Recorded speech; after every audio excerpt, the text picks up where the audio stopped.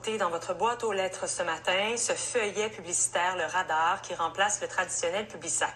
La distribution a commencé ce matin et elle devient un enjeu de travail quand même important pour les facteurs. Molly Bélan nous explique pourquoi. Donc voilà, j'aurais des colis à mettre là-dedans. J'aurais d'autres courriers, mais c'est ça, c'est en place. On jette Tetris. Les sacs de transport sont pleins, juste avec la nouvelle circulaire qui remplace le traditionnel Publisac. Ce sont désormais les facteurs de Poste Canada qui sont en charge de distribuer le radar. S'ajoutent à cela les autres feuillets publicitaires indépendants.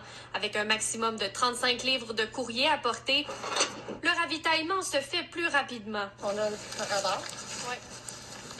On a ceci qui est bien. Moi, j'ai ça. Là, moi, je suis chanceuse, puis Canadian Tire. Je suis chanceuse, j'en ai juste 4, mais j'ai des collègues qui en ont 9, d'autres 13.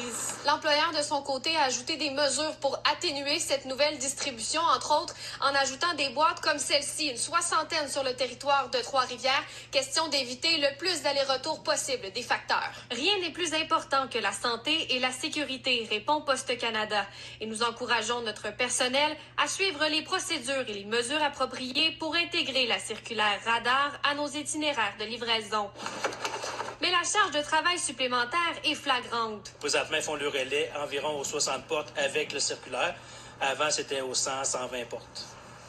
Presque le double. Oui, c'est ça. Ça a fait qu'il y en a qui ont fait jusqu'à 2 et 3 heures de surtemps. Là. Avec la réglementation à Montréal, le modèle d'affaires, avec des distributeurs indépendants, avec les camelots, n'était plus possible.